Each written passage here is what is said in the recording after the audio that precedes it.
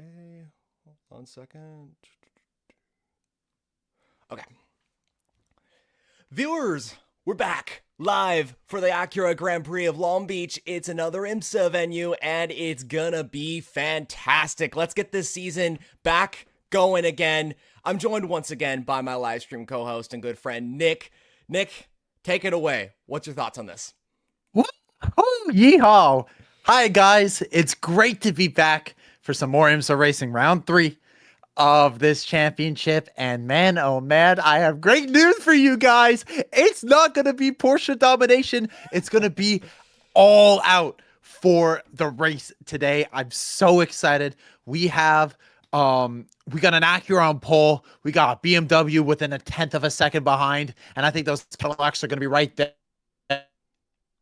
going after it. So I am so excited for some great racing around the streets of Long Beach. This is the best street circuit in America and arguably one of the greatest in the world and of all time. So it's always going to be some great racing in GTD as well. It's going to be really, really exciting. Homeboy now on pole because the Lexus that was on pole had a ride height infringement. So it's going down the order.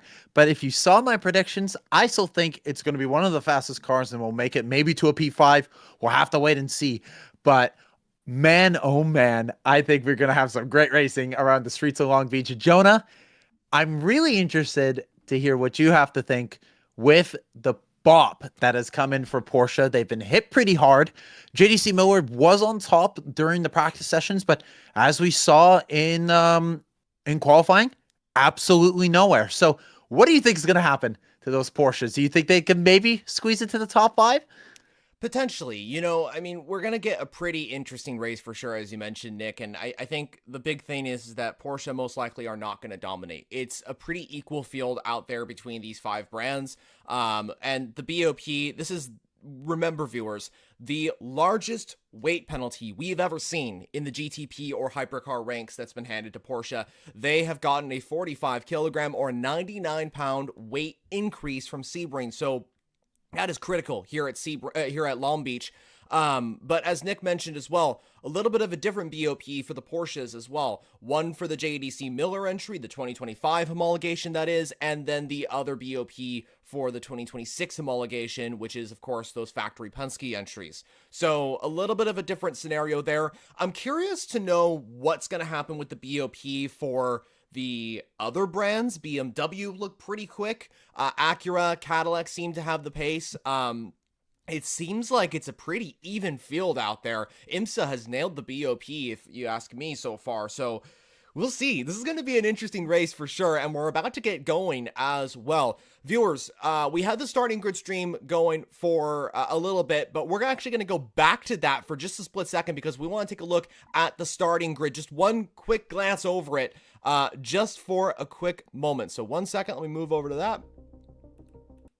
Okay, so we have the 93 Acura on pole position. Then we have the 25 BMW in second. The 2 Cadillacs are third and fourth on the grid, the 40 ahead of the 31. Then we have the number 7 Porsche, the first of the 963s alongside the 24 BMW of Dries Vanthoor. Ross Gunn put the 23 Aston Martin in 7th position ahead of Kevin Estra's number 6 Porsche. Then comes the 2nd WTR Cadillac and the number 5 JDC Miller Porsche. Then the 60 Acura, which had no time in qualifying, and Robert Wickens, who went on pole in GTD, the 45 Lamborghini, then the 27 Aston Martin, the 57 Windward Mercedes, looking strong here, same with the 96 BMW, which is alongside. The 12 Lexus then comes next in 17th overall, alongside the 34 Conquest Ferrari. The 46 Tamarario is on the grid alongside Roxy, the 177 Porsche. Then comes the Gradient Mustang and the 70 Inception Ferrari. The Van der Stur Aston is in 23rd alongside the 120 Porsche, which finished 3rd last time out. The 16 Riley is then coming next, followed by the 81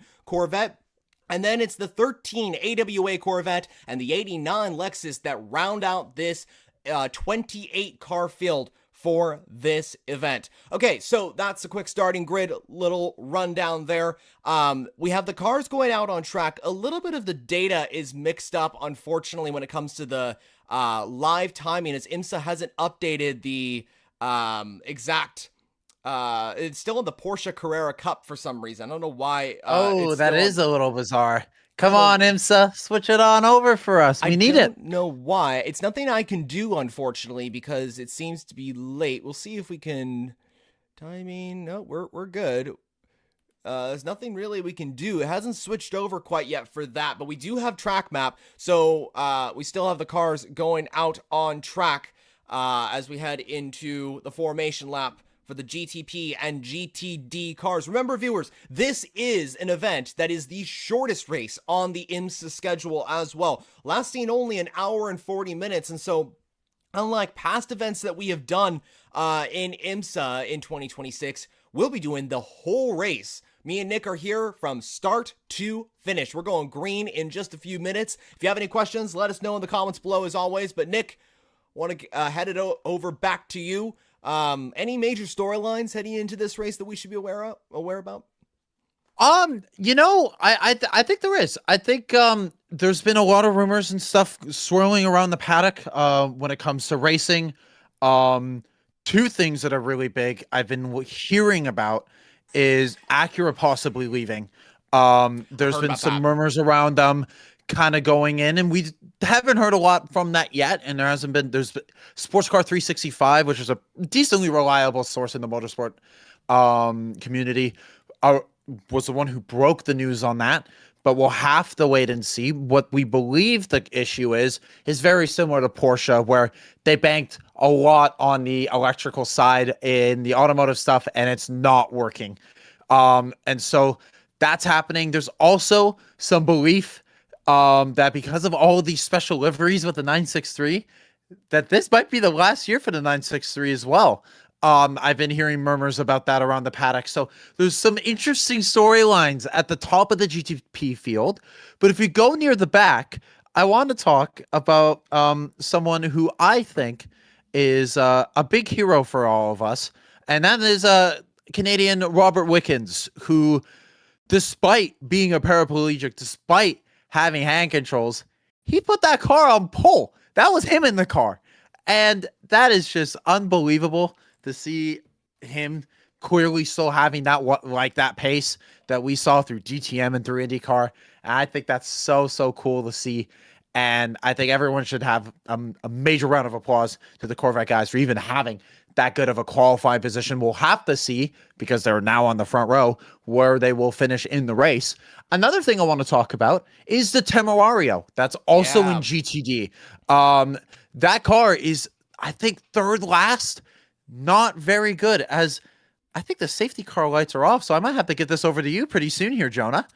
Yeah, we should be getting going for this event. I'm trying to get the live data to work right now. It's I've got a new little thing because I had to replace it. But yeah, we're gonna get going in just a split second here. So wow, already we're gonna get going for this IMSA race at Long Beach. It's going to be definitely fascinating to see how this kind of works out. But yeah, the little bit of a glitch going on with the live data here. I'm trying to put it back into frame as I have a new little thing. But so that's going to look a little strange. But we're going to get this thing going in just a second here, Nick. And we got 28 cars on the grid. Of course, that 76 Acura on pole position. Of course, it's the number 93 car.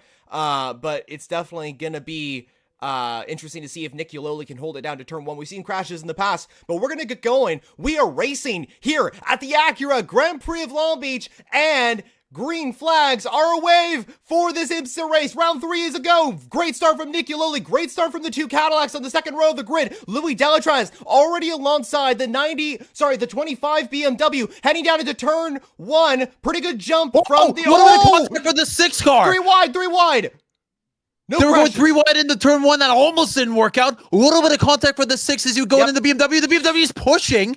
He's in a Porsche sandwich between the JDC Miller and the 7 car. A little bit of contact there at the clean start, but everything else all clean so far from our front runners. Very, very clean. What about the GT traffic as well? We're going to see if how that's going. It is, I think, Wickens that has stayed ahead in the GTD field. I can't tell quite yet. Meanwhile, the 31 car of Jack Aiken has been able to get around Louis Delatraz at the start. The 2 Porsches flying as well, the factory cars that is. So things are looking good right now. And just to confirm as well, Wickens has stayed ahead in the DXDT Corvette. So really good stuff from him. We have a few cars moving down. Oh, a little bit of damage. Look at the sixth car. He's got a lot of front damage on his front left. He might have to pit for that in the next few laps, but right now, not really affecting the pace. But he might get a black and yellow flag for that because of that incident. That's a lot of damage to that front left, being overly aggressive into turn one. Not what you want to see. No, definitely not what you want to see. You know, this is exactly the thing that they're trying to avoid, of course. But we will see how this goes. Here's a replay of the start. And a little bit of RNG bargy, as Calvin Fish always likes to say on the broadcast in the NBC booth. But pretty good start, pretty clean start, you gotta say, to be honest. Yeah, I mean, apart from the one incident that we saw just right in front of us. Oh, someone going spinning. Dragon speed. No, it's it's the United Autosport, or not United Autosport. It's the 13 sport car and the 81, 2 Corvettes coming together in Long Beach. Dang it. GM's not gonna like that. Yeah, really not gonna like that. And that's, I believe, the 81 Dragon Speed. Full course yellow out on track. I wonder why. Is that due to the incident with the 81? It's caught back up to the field, and I think it could be down to debris at the start. You know, this could be a great opportunity for the 6 to come into the pit lane to fix that damage. Kevin Estra on board that car, up to P5 from starting in 8th on the grid. Let's see if any of the GTPs come in. Remember, viewers, we're only expecting these GTPs to come in one time in this event. So we'll see if and he there's doesn't going to come be... in. No one comes in. Yeah, no one comes in. So they do have, a lot of debris from the 2 Corvettes coming together. I am curious to see if the stewards are going to tell Estra to go into the pits anyways. That's another thing, by the way. Speaking of Kevin Estra, as we're talking about the news, he's reportedly being linked to drive with Toyota next year. Heard about that. And that is a, we'll have to wait and see. It might be a similar loan experience, like how Kamui Kobayashi drove for Cadillac in IMSA. It could be something similar to that, but another very interesting thing. And while we're under safety car yellow, I think this is a good time to address something that has happened today in the motorsport world.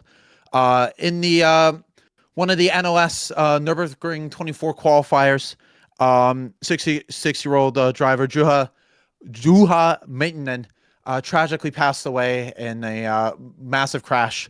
We all have our hearts heavy. We know that racing's dangerous, but it doesn't mean that it doesn't hit home when one of our close ones sadly loses their life. And so for the rest of this stream, we pay our absolute respects. We give all hearts. And I think all the drivers in this race are dedicating this race to him as well. And so we just wanted to just say that very quickly. An absolute rest in peace, rest in power for a very, very well-respected member of the racing community over in Germany. Very, very well-respected. I did some reading in on his career. He's been at Nürburgring 24 events for the last 25 years. He's been on and off, but only good things have been said about him in the media and everything. So we lost a good one today. So rest in power. And yeah, it's very interesting. We don't really deal with death a lot in motorsport nowadays. I think the last one that I can think of was that Dutch driver. I forget his name off the top of my head. My apologies, but who tragically lost his life at Spa. I think we've been very lucky with safety and everything and how safe the sport is, that we don't see that stuff. But these events just remind us of the true fact that racing's dangerous, and there's not a lot that we can really do about it. And again, it gets proven today. And so, the only thing that we can do is keep racing and keep moving on. And I know that's exactly what Juha would have want for us. And we're going to keep going, and these drivers are going to keep going, and everyone's going to keep going. So it's a part of racing. It's a part of life, and we just got to accept it. Now, as we're still under yellow flag, it's still a safety car. It's still yellowly in the lead with Whitman in second. Aiken beat Teletraz and moved up to third. Now, I am curious, Jonah, with the 31 car. He got hit by the 6. That damage that we saw from the 6 was because he hit the 31 car. So my question for you is, do you think that might cause any performance damage? It's very early to see, but what do you think? I don't think it will cause any performance damage because we've seen contact like this in the past. I mean, I remember last year we had the 93 Acura come into the pit lane due to a contact, and it was much bigger than what we had with the 6. I think it was actually because it was involved with the number 6 Porsche. But I don't think it's going to affect too much on this car. It seems like it's just something to do with the front. Maybe it will be fixed on the first pit stop and what will likely be the only pit stop for car 6, but we will see. As the broadcast is showing, clear skies in sunny California, as always. Long Beach is always an incredible event. I hope to be going there next year, but Nick Yololi trying to take Acura back to the top at the streets of the very track where they call home. Acura, of course, based just up the way in Torrance, California. And safety car is done. We're back to green flag racing here at Long Beach for the third round of the IMSA season. Nick Yololi, great start off of Marco Wittmann in the 25 BMW. The number 5 Porsche coming in. That's the car. That's Timon. That was the JDC Miller.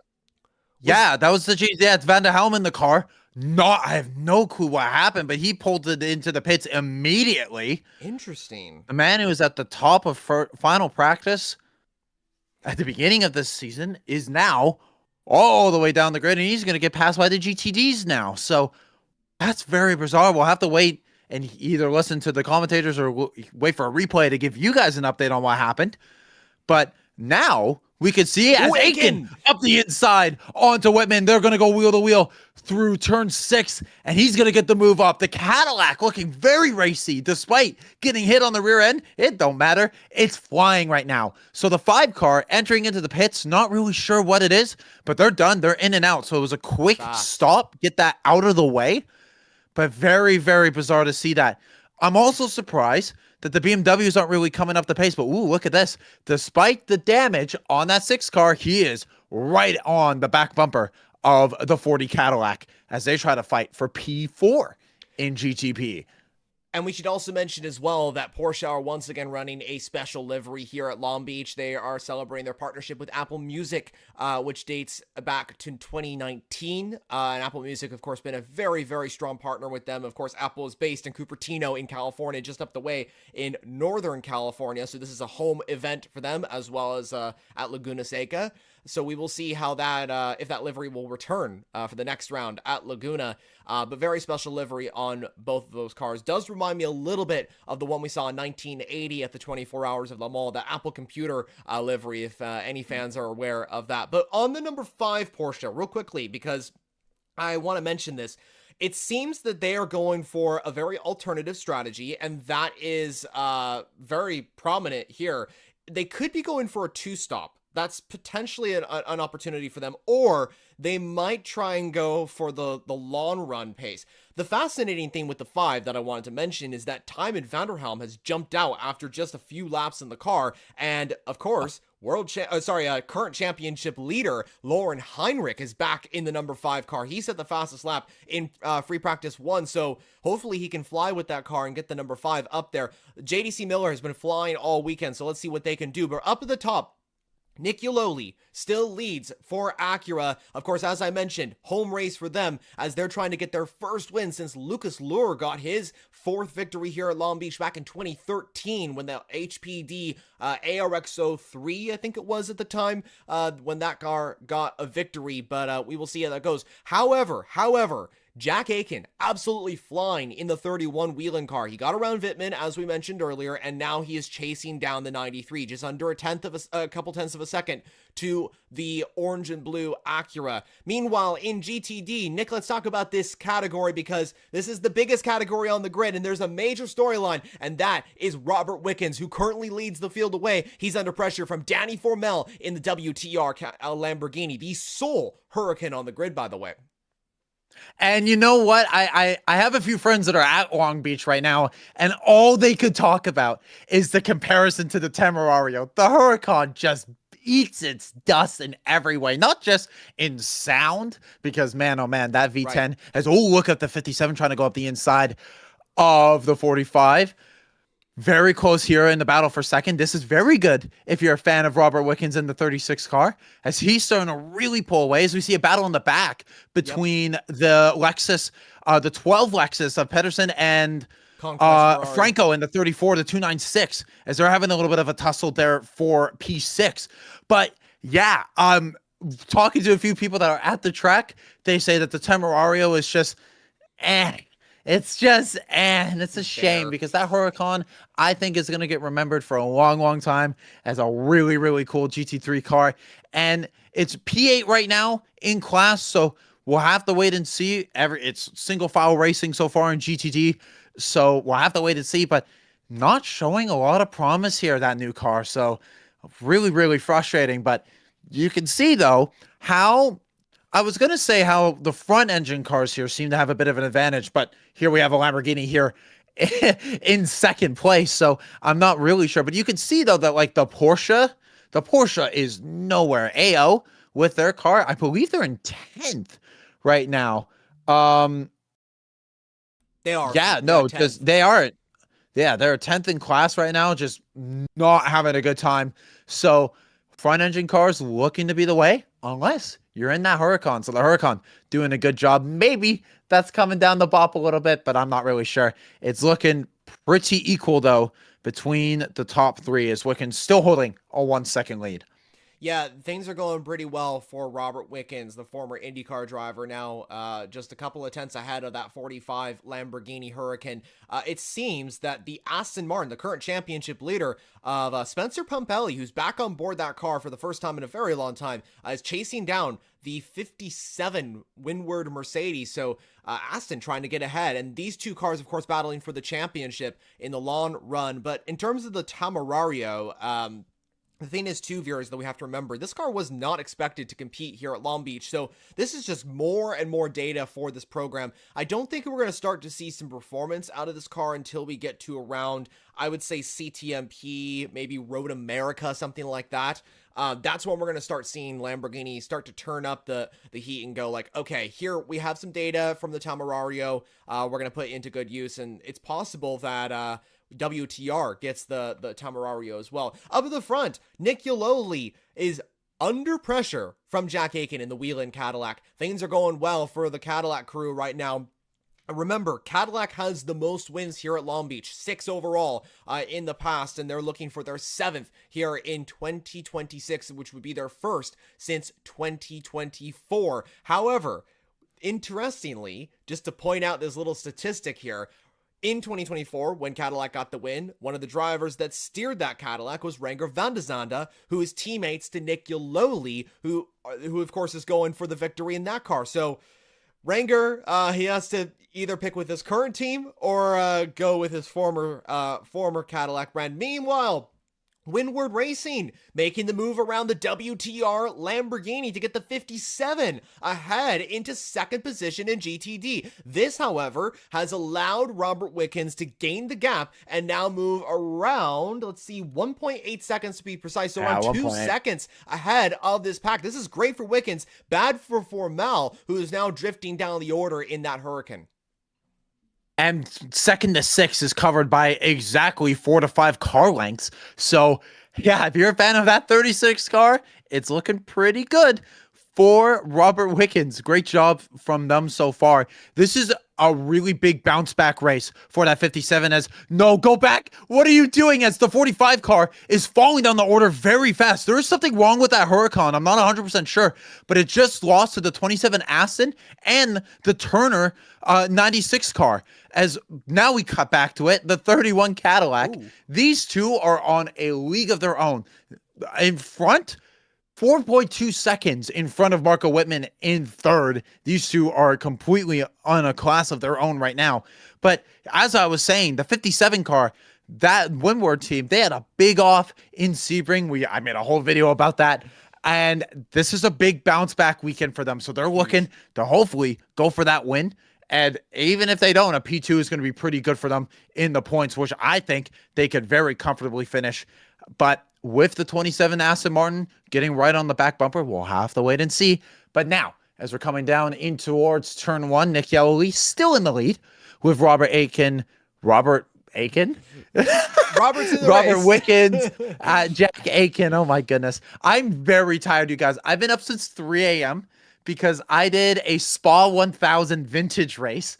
which I won in class, by the way. We started in P4 and we kept it clean. Everyone else in front of us crashed and we won. We won in class. It was so, so awesome. So I'm really tired because I did the longer stint. The 45 car, the Lamborghini, Yep. in and out of the pits. So some sort of issue. I'm not really sure, but just immediately fell off from second place and now at the back of GTD. Very, very strange for the Huracan. Another interesting development as well, just to point out, is that Tom Blomqvist has also Colin Braun has come into the pit lane and changed over from Tom Blomqvist. Whoa, move for the lead in GTP. Jack Aiken takes advantage of the traffic and gets ahead into the overall lead for Cadillac. Amazing stuff. That was beautiful. Nick Yololi was held up by the traffic there of the 13 Corvette, and Aiken just went around the outside and said, "Thank you very much. I'll take that," and move Cadillac into the lead. Amazing It stuff. just had to be a Corvette, you know. It had to be another GM product to get in the way. Oh, some people are going to stir that one up over on the Instagrams and Twitters, but we won't because that's what we call taking an opportunity. It's the 45 car. I'm not sure if he might be letting these guys through, or is he having some sort of issues? There is something really wrong with that Huracan. Yeah, oh, he almost hit the side of the Turner 96 car. Yeah, that Huracan, which was so frustrating, looking like it was having some stuff, is down the inside, goes the JC Miller car for last on GTB for 10th and 11th. Blomqvist and Heinrich are having a little bit of a battle. And that's another thing as well, is that Warren Heinrich is in the JDC car this weekend. So awesome to see him. Hey, he's still driving a Porsche, and that's what matters. But wow, look at the 45 car, so slow here on the back straight. As the white flag comes out to let them know about the slow car. And you know what? What's going on? Sorry to cut you off there, Nick. I wonder if the 45 didn't get its tire put on correctly. That's why it's going on, because it just came out of the pit lane. Oh, maybe. As we're looking at a replay, and he's trying to go.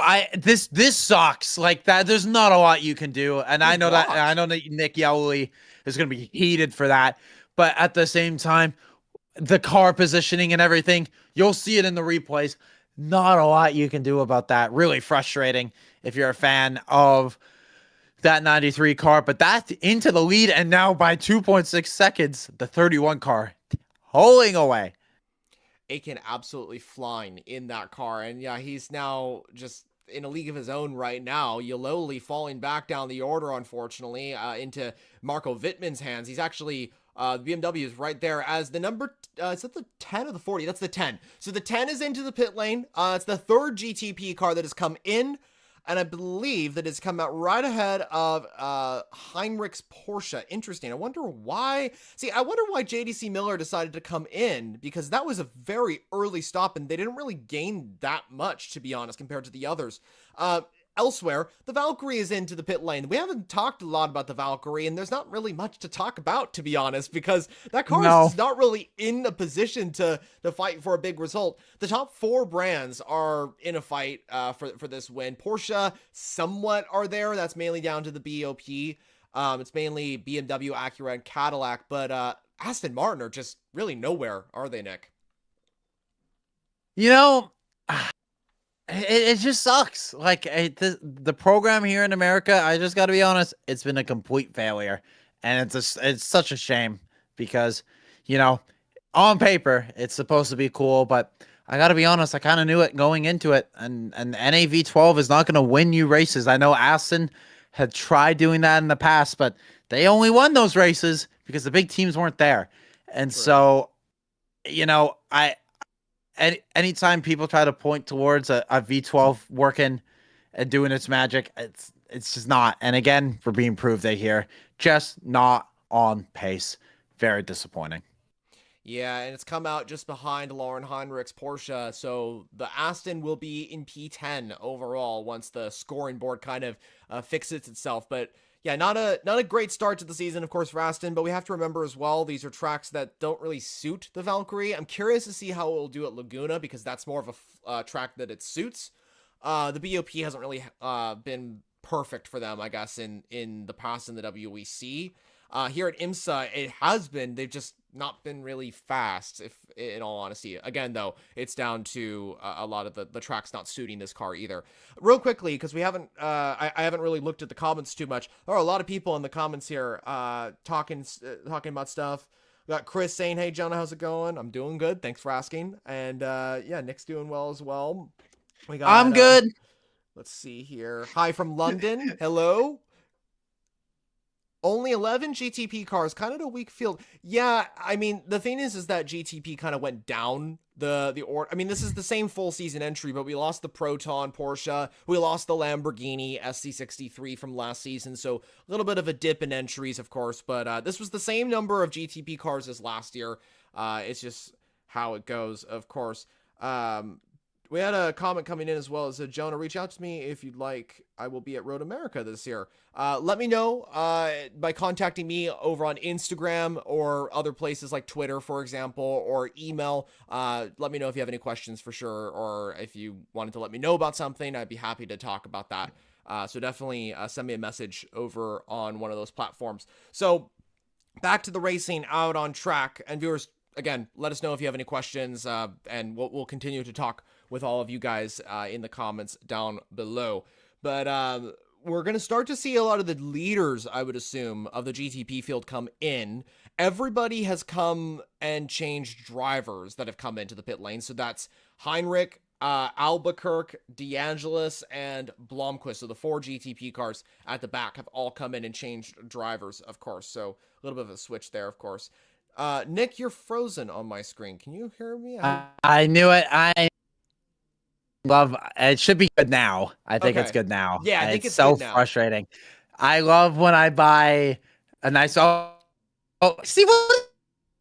It's ridiculous. Let me try to refresh it quickly. Okay. Sometimes there. I've been having internet issues too. I had something where it stopped the starting grid stream, and I was like, why did it stop that? But yeah, it's just how it goes. Meanwhile, viewers, we got Dries Vanthoor, last year's pole sitter, coming into the pit lane in the 24 BMW. So that's a big change as well. So one of the front runners in that field coming in. And IMSA is now focusing on Robert Wickens, the driver who currently leads by now 2.3 seconds over Russell Ward in the 57 Mercedes. Wickens doing an incredible job in that car. He will soon be done with his stint, though, and hand over to co-driver Mason Filippi. And it's always great to see Wickens back into IMSA. He hasn't raced since August, so it's great to see him in the sprint rounds. He'll be at Laguna Seca and future sprint events as well, so this is going to be great to see. But Nick, I was just mentioning these pit stops for these leaders in the GTP and GTD fields.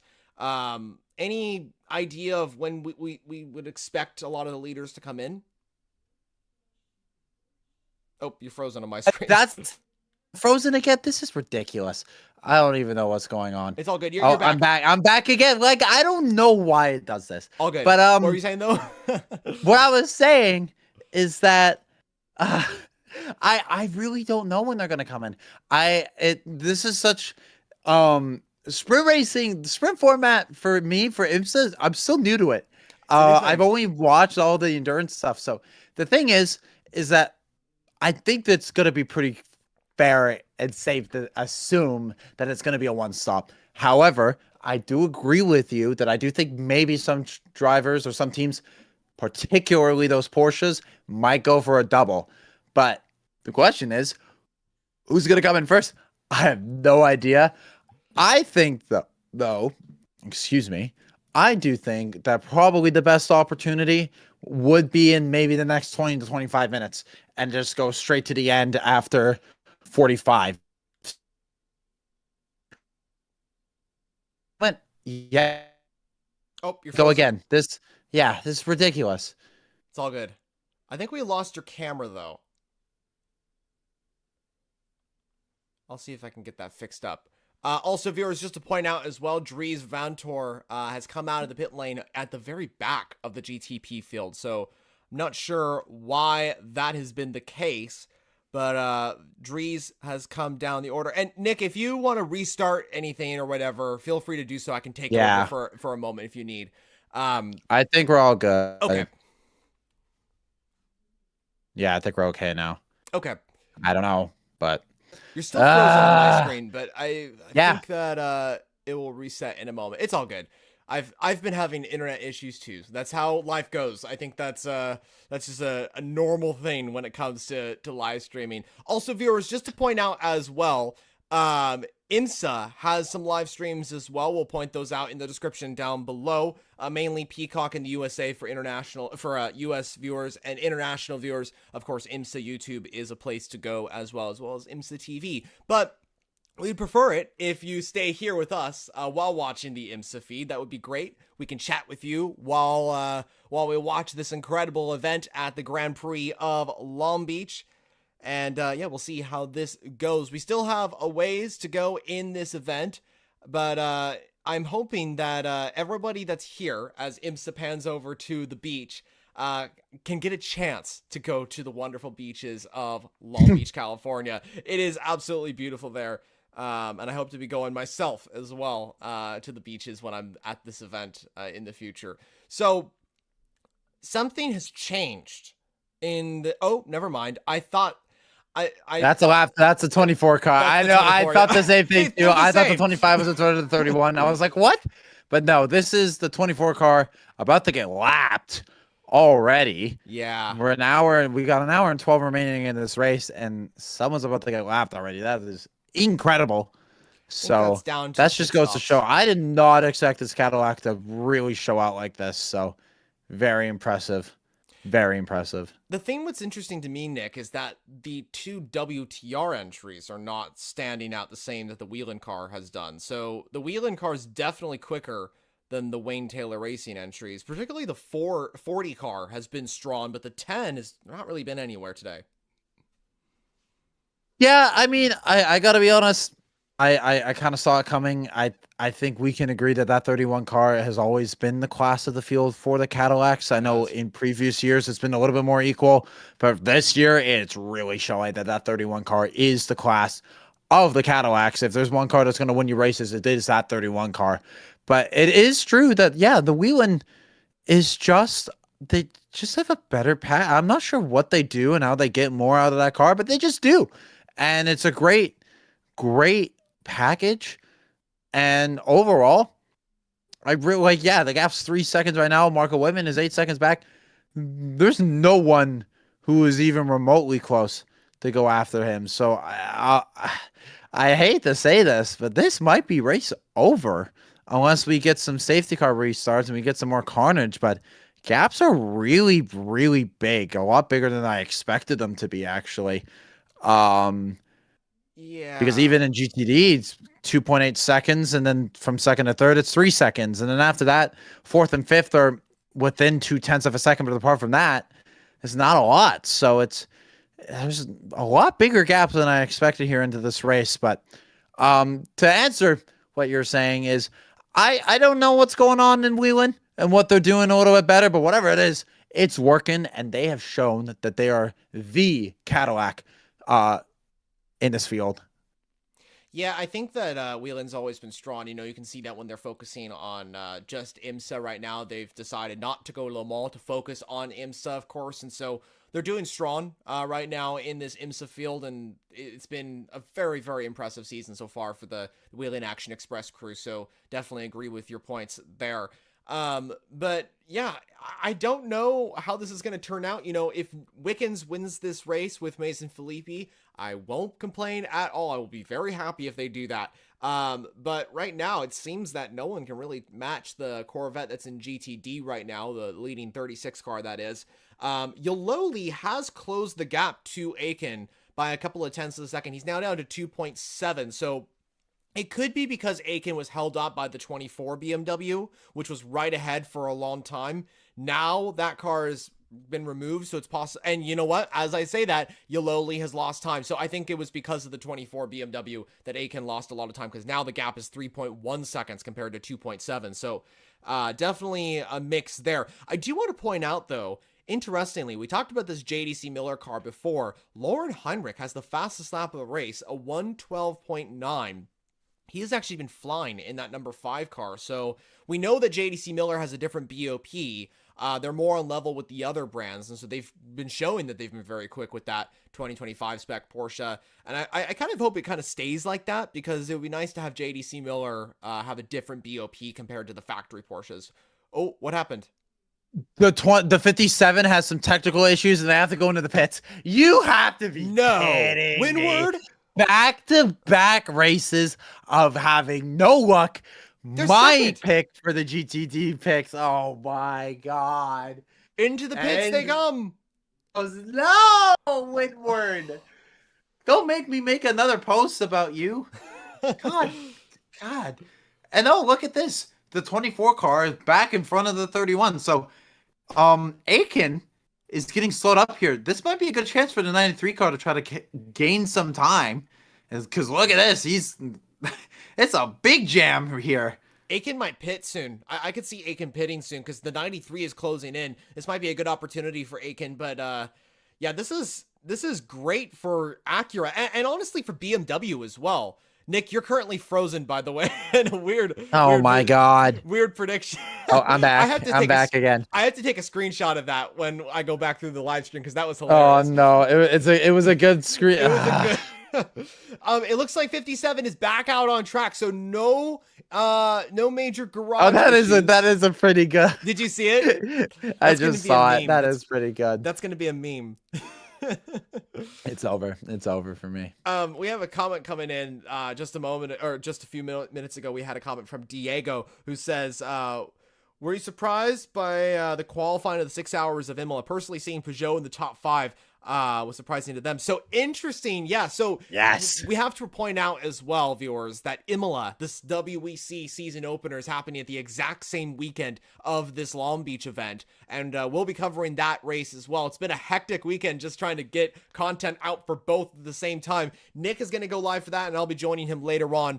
But while we talk about Imola, just real quickly, I want to point this out. Kevin Estra is coming into the pit lane in the factory Porsche.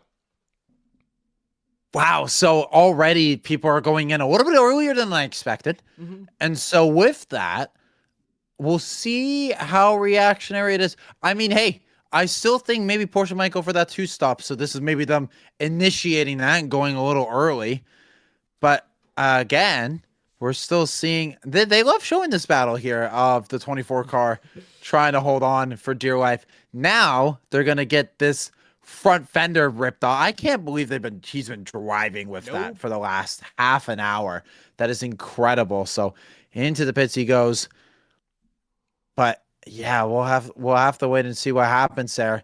Yeah, nothing from controls the they didn't say anything about it.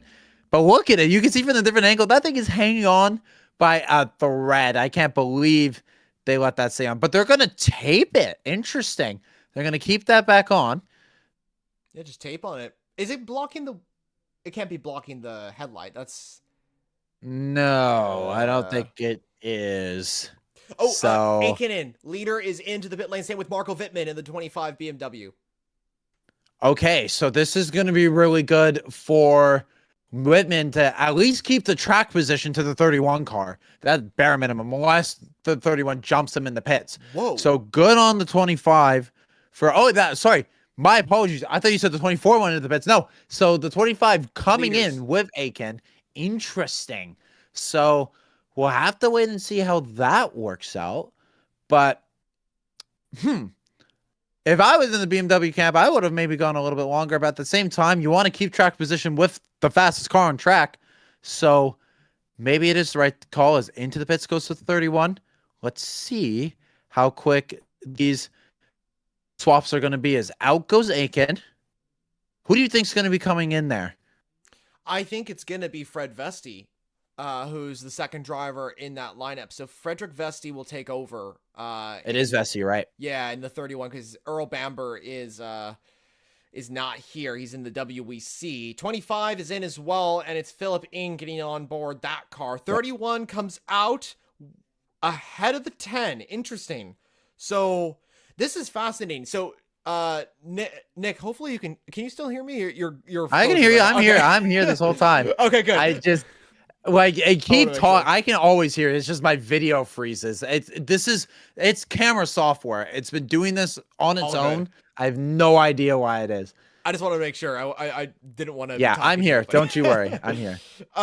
So just to point out, what's interesting is that the 10 and the 5, the 10 and the 5 have stayed. They've hit early, and they've come out ahead of Lawrence Vantor's number 6 Porsche, and they're right behind Jack Aiken. So this is, or sorry, now Fred Vesti.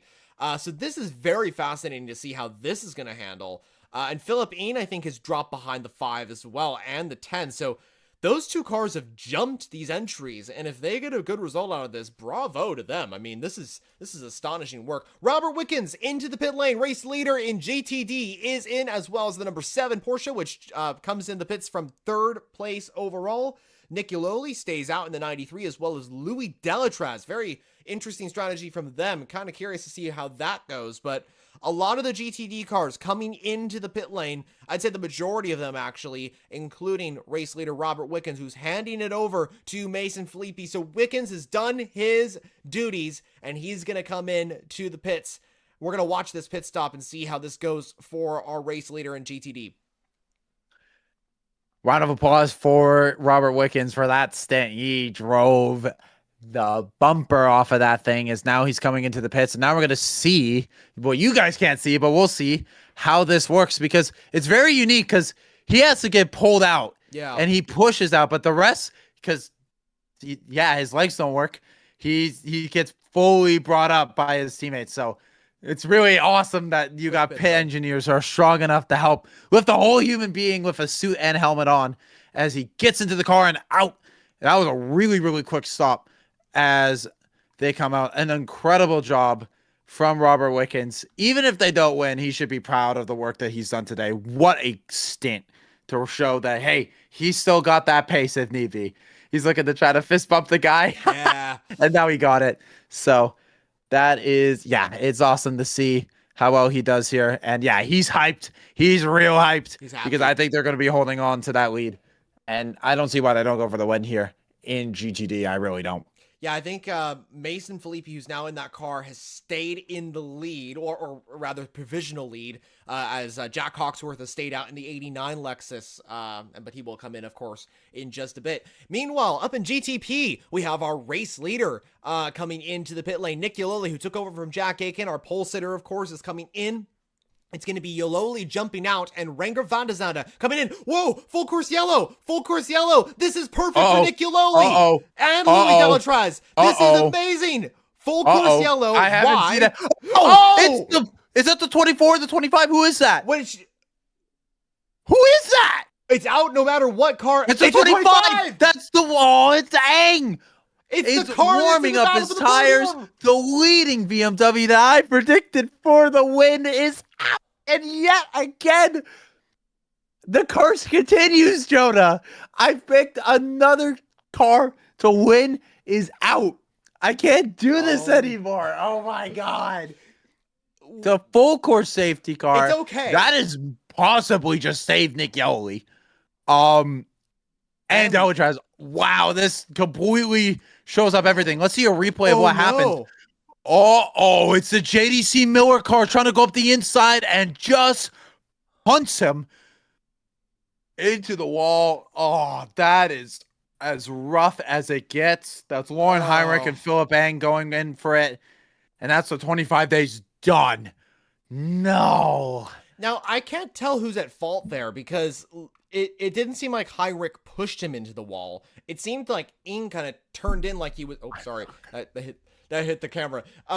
It seemed like Ing kind of like clipped him kind of thing, but I can't really tell. The 5, I was going to say, was going to get a really good advantage here, because the 5 and the 10 will come into the pit lane most likely, and this will save them in terms of a pit stop, and they'll be much quicker than anybody else. But this might give the Porsche a penalty, the number 5 car, that is. So, thankfully, just to point out, Philippine is into the pits and will get, I think, a rear wing change. So, he's okay. The car will continue on, but... Wait. Oh, what? What? It didn't come in. Why did he just drive through the pit? What? Was this... Oh, maybe it was closed? Maybe the pit was closed and couldn't go in that time? This car's doing his best Peugeot 9X8 impression without the wing. No real It kind ring. of looks like it without it, but man, oh man. We're getting another replay of what happened. Oh, Oh, so whoa, there's a lot of stuff going on here between these two. So this was like a big build-up between the 5 car and the 25. So that was the 5 car that was unlapping himself. Whoa. So these two were already beating and banging. huh. And that was just retaliation. That was NASCAR style retaliation. Look at this on the replay. Look at the 25 just moving him across the line. What is happening there? So That is bizarre. super bizarre. So the incident that's taking place, viewers, is between the 25 BMW and the number 5 JDC Miller Porsche. So it seems that what happened was that Ain pushed Heinrich into the wall, like totally drove him into the wall. So that was totally on Ain. And then Heinrich either returned the favor or I don't know. I'm curious to know what happened there between the two. And Ian will definitely get a penalty for the incident on the straight. Absolutely. But I think they're going to get a penalty for this. I'm trying to wonder, maybe Chet, you can help us with this. Is there beef and history between Lauren Heinrich and Phil Mag? Have these guys fought over in Germany and it's just like coming over to America? I'm curious about that. But look at him. He's just at the back of the queue. He's not pitting. What is going on? I think the pit lane's closed. I think that's what's going on because no one's coming. It has to be, but this is a full course yellow. So this is wow. Huh. This is weird. This is really, really weird. Super weird. So go ahead. No, you go ahead. No, you go ahead. I was just going to say that Delatraz is now leading, but hasn't pit yet. True. And then is 31 cars, so he's jumped them. But the question is, we've been seeing that the Cadillac has been clearly the car on pace. So how quickly will that last? I don't know. But that is Lauren Heinrich, by the way. He's in 5th, which is, wow. I can't believe that 5 cars up there. But that moves D'Angelo's up to 7th, Blanco's up to 8th, and Venelinda is in 9th. Not good but for BMW. Very, very bizarre. Excuse my French. I was yawning. Oh, my camera went away again. Oh, we're back. Oh, that's back. Okay. Now it's back. So yeah. Interesting stuff here, chat. Interesting. Nick, please predict Toyota to win tomorrow. No, I'm gonna pick the Ferraris to win tomorrow because I think that's what's gonna happen, but that's for another day. Yeah, no, it's gonna be really, really exciting tomorrow. I can't believe we're having a sports car weekend this weekend. And by the way, Indy cars this weekend. I don't care. At the I same ain't got track. no problem with that. And oh yeah, so they're gonna be racing on the Sunday. Interesting. Yep. So that's gonna be a fun little race to see. But hey, I'm here for the sports cars. But wow, now with Delatraz in the front, I think, in my opinion, he is the slowest of the 3 up in front. But again, you're right. He hasn't pit. So what is going to happen with this restart? I do not know. Jonah, do you have any answers? Because I don't. Well, we've had full course yellows like this at Long Beach before, and we've usually seen cars that were on alternate strategies, like, for example, the 10 Cadillac, come into the pit lane to get fresh tires and, switch a little bit of strategies. I can't remember in recent years when this has happened and allowed for a strategy decision. I think maybe like 2021 was kind of the time period of that. However, the difference here compared to past Long Beach events that is more of the unknown is the fact that the full course yellow has brought out this notion that the safety car, or brought out this notion that the pit lane is closed. That's what I'm trying to say. So the pit lane's closed, meaning that a lot of these cars can't make those alternate stops. So we're in this unique position where everybody's on different strategies and they're all kind of in this one group, and then they're most likely going to go green on this point. I don't really know how this is going to work out. It really depends once the full course yellow comes in. We didn't really talk about the GTD effects of the safety car because the 89 Lexus is still in the lead now, and that car could jump Mason Filippi's Lexus. But back to GTP, IMSA is showing the replays of this incident. Nick, you probably watched that more than I because I was just talking more. But what happened? I still don't understand who was at fault for the second incident with the 5 and the 25. You know, when drivers get in and race in America, the NASCAR kind of just flows into them, and sometimes stuff just happens. I've been watching that. That's the third time it's come up on the replay. I'm at a loss of words for what was Whitman doing? Why was he weaving like that? Like, I understand that they were fighting for track, they were fighting for track position. There was nothing going on there. That is some of the most, I don't want to put it down to just being a BMW driver moment, but that might just be a BMW driver moment. I don't know. I wish we could have seen more of that. I maybe we'll probably see a replay after. It's a 10 Cadillac. Now the pit is open. So Delachaz is in, Albuquerque's in, Heinrich's in, and Blomqvist is in. So now the top 3 is the 93 Acura, the 31 Cadillac, and the 6 Porsche has moved up. Roman DeAngelis is 4th right now in the Aston, overall. And Van der Linde is up in the 5th. So very, very, very interesting now as everyone's going into the pits.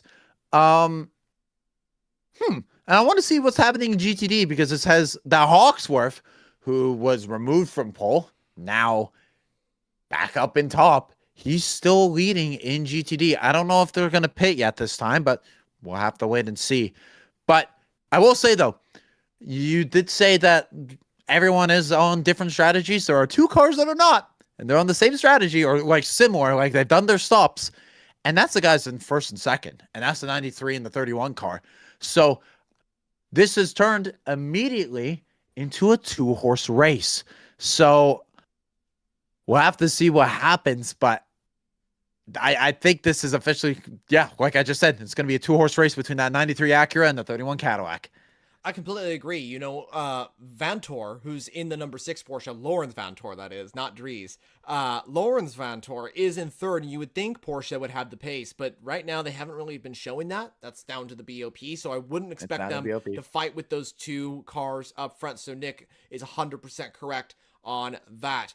I'm curious to see how the WTR Cadillacs, the 5 Porsche, and the 60 Acura kind of handle this situation, because that's where things are going to get really interesting, because those cars are on an alternate strategy, and those 4 in particular, as well as the 25 BMW, have been the cars that have not really been in the fight for the win throughout this season. It's really been the 2 Porsches and the 93 and the 31 that have been kind of up there in the fight. The 24 BMW has also been there, but this is going to be really, really fascinating to see how this works out.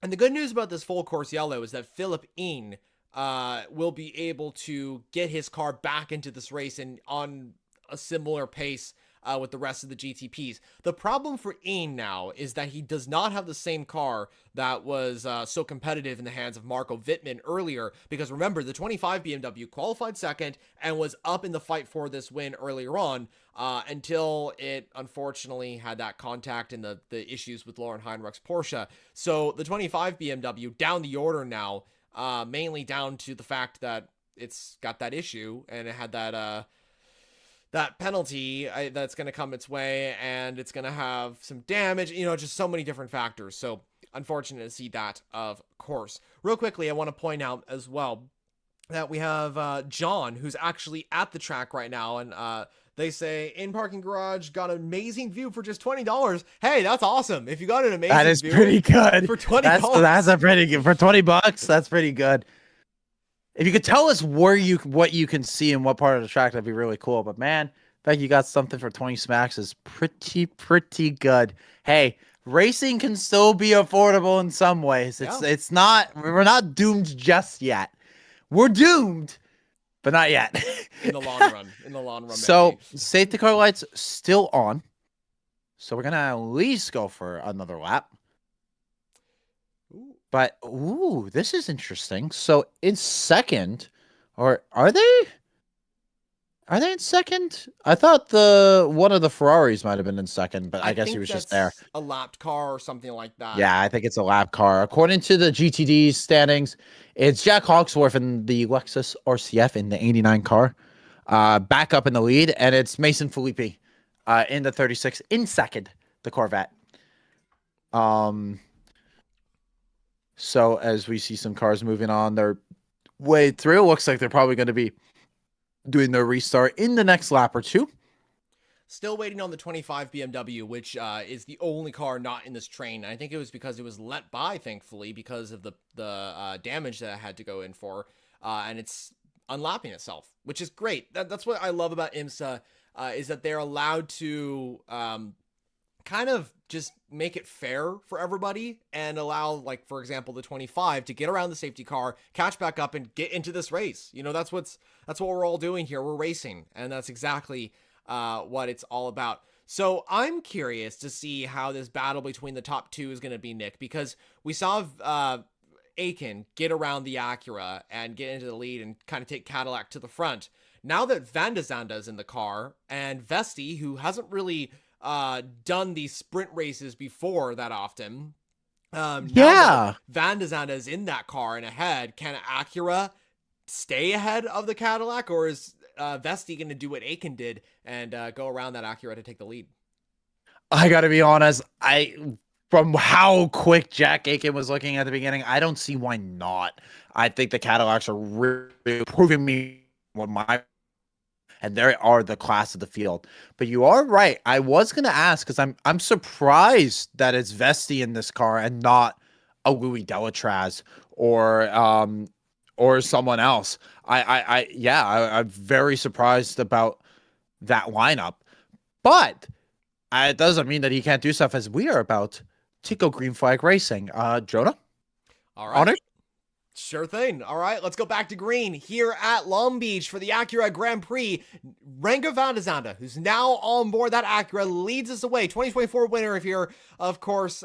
He's back on board that Acura, leading a Cadillac, a Porsche, an Aston Martin, a BMW. The top five are all different car brands, showcasing just how competitive the GTP field is. No major battles quite yet in this GTP field. Oh! Big move! What was that? The speed action continues as the 24 goes up the inside of the 23. No. Like, again on that.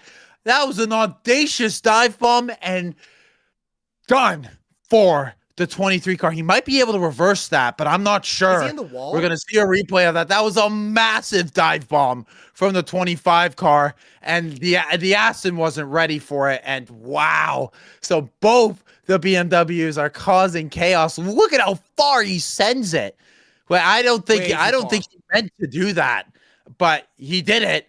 And oh, that's so frustrating if you're a fan of the Aston Martin, which I know a lot of us are. But that's a big slam into the barriers. And oh man. It's still green flag. Oh, there goes the yellow. So the full course yellow comes out immediately. The car's stuck in the barriers. It cannot reverse. Wow.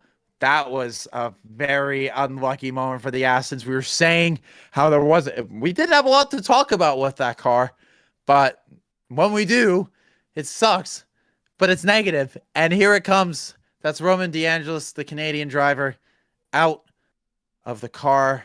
What a shame. They're trying to tow it back. It looked like on a P6 out of this, maybe a P5, but that has just completely gone away with that move. And that's the 7 car, the 7 Porsche getting passed as well, moving up on Van der Litter. So that's the 7 car into P4. So it's Porsche, despite having the bop issues, they're sitting 3 and 4 right now. That's what you get for running a clean race. It's so sad. I mean, Roman DeAngelis was just in the wrong place at the wrong time. That's exactly what that was right there. And Sheldon van der Linde just made a mistake. He made a mistake and hit the Valkyrie. It's so sad. You know, I mean, this Aston Martin has just kind of been very unlucky, this 23 car at least, and I hope it can get better luck in the future. But right now, it's down the order. It's still stopped at turn 1, so it's a lap down for sure. I think Roman has been able to get that car. Yep, he's gotten going again. Yeah, so he's got it going. That's good. Okay. So his race is not done. That's something we want to see. Oh, my webcam's going again. Oh, I'm back. It's okay. This is it is interesting, as the commentators say it. He is gonna get back in the P10 but we'll see. We'll see what they can do recovering that. But I think that's their day done, and I don't think they're going to get any good points out of that. But that's a penalty for the 24. I don't see why not. I think that was a pretty aggressive move, especially like into turn one. I know they're a bit lenient when it comes to stuff into turn one, but That's that was a nuts. lot. That was a lot of move. And I know you could probably put a little bit of blame of Roman DeAndre's. Oh, he's not really washing his mirrors. But like, why you like that was like a 7-car dive bomb. How like dive bomb? That was pretty far back. So I don't really know. Yeah, that's definitely going to be a penalty for the 24. And as you mentioned, Nick, usually IMSA is pretty lenient on penalties, but that there are times, of course, that a penalty is needed. And unfortunately for Sheldon van der Linde, that will be a penalty heading his way. I would think the same would be for this teammate car, the 25, but no penalty has been issued quite yet for Philippines BMW. But if I had to kind of frame this race as a certain term, I would say that this race has been filled with BMW chaos. That is the term I'm using because both M Hybrid V8s have been involved in incidents and pretty ferocious ones, if I have to say so myself. But I'm surprised that no penalty's been issued quite yet. I think IMSA stewards are looking into that right now. But yeah, not a great race for BMW, despite having so much pace during this event. They were in the fight for this win. And yet it's been situations that have been just caused by mistakes and stuff like that that have unfortunately resulted in very little points that are going to be obtained today by the the WRT squad. There's a lot of different names there, but this does allow a few other cars to move up the order. The Porsches are sitting 3rd, 4th, and 6th right now. Heinrich will most likely move into P5 once van der Linde disappears down the order. And the full course yellow should be going away soon. But as you can tell, viewers, a little countdown there. You can see exactly what's going on. 41 minutes to go of this Long Beach event here in Southern California, in the LA area, of course. And over in GTD, so far, Jack Hawksworth has not come in. So that's very interesting to see as well. According to the live data, the racing's got going, but I think the stream is a little bit delayed. Yeah, it's just a little bit delayed, but they are going back green flag. Okay. And so, yeah, it's still Van der Zande in front, Vestine second, Van Thor in third, Nasser in fourth. But I still think this is still a 2-car race. I don't know how Porsche is going to try to find their way into this, but I'm never going to doubt Porsche. Despite you can throw anything at them, they're still going to run a good race because it's Porsche Penske. What are we talking about? So they're going to run good, but immediately, though, it does look like the 6 and the 7 car are fighting a little bit. The 7 car just waiting his time. I'm not sure if Van der Linde is going to get his stuff done, but it's still Van der Zande up in front, Vestine second, Van Thor in third, Nasser in fourth.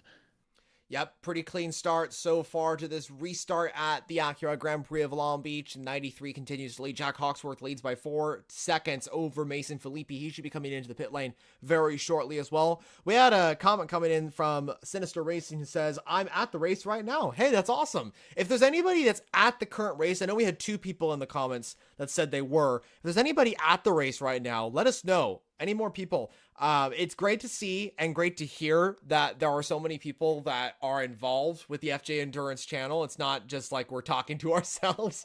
If this helps you guys in any way, that's why I continue to do what I do. That's why Nick is here. That's why David is here. That's why so many people who are involved in this FJ Endurance channel continue to do this, because it helps you, because it does so much for the endurance community. And we will continue to do that. 40 minutes to go of this event, and we have a little battle going on here that IMSA is focusing on between the 24 BMW and the number 5 Porsche. Nick, seemingly something that I'm thinking about is that I'm hoping that the 5 doesn't repeat what happened with the 25 in this battle between the 2 BMWs. And, reflecting on it, it was definitely the fault of that 5 car in that incident. Yeah, not one. But I still am very questionable about all the weaving and everything that happened before. I'm so very confused as to why the 24 car was doing that. But now, or the 25 car was doing that. But now that black car, he sees another BMW in front of him. He might be seeing red. We'll have to see. This could turn into Porsche 345 if this BMW isn't careful. But I think this BMW is going to try and move back up into P3. I think that's his goal. Get as much time as he can, because I think he might be getting a little bit affected by the penalty that could be coming his way. I think there might be a penalty coming his way. We'll have to see. But look at the 31 car right on the back bumper of the Acura. Just like we predicted, it's going to be a 2-horse race at the front. But I don't think this is going to last very long, Jonah. I think this could happen pretty soon. And I think unless something crazy happens with the 31 car, I think he's going to maybe set sail into the distance. I'm not sure. It seems like Vesti is going to do that. He's on the back of Van de Zanda, just trying to get through, to get back past the ARX06, which is leading, and we will see how that goes. This is going to be really interesting, as we have the formerly race leading 89 Lexus that has come in for its first stop of the day. That's the only car that has not come into the pits that has come in now, so that's great news for them. But Nick, something interesting that I just noticed is that the number 12 Lexus, the second entry in GTD, has gotten ahead of Mason Filippi. How did that happen? Where did the 12 come from? I do not know. I was not paying attention to that. I had no clue.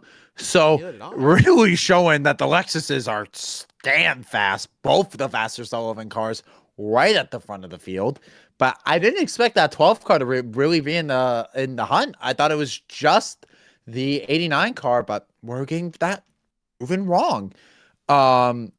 So we'll have to wait and see what happens. Also, I must say, the 66 Mustang doing a good job, and here comes the 25 car into the pit. Penalty for he got the penalty incident responsibility to the car. Stop and go. It's a stop and go. Oh, also drive-through penalty for the number 27 Aston Martin, the Vantage. That's interesting. Yeah, I'm actually really surprised that they gave an incident for the 25 car, and we haven't heard anything about the 24. I think it was for the first. Yeah, incident. no, I just got pinged by a few people. Just pinged me, like the BMW just got penalized, and I was like, yeah, I'm surprised. Yeah, they did it on the 25 and not the 24. I think that's coming. I think that might be coming. It has to be coming. You know what's happening? I bet IMSA probably reviewed the first incident with the 5 Porsche, because that's what that penalty was issued for.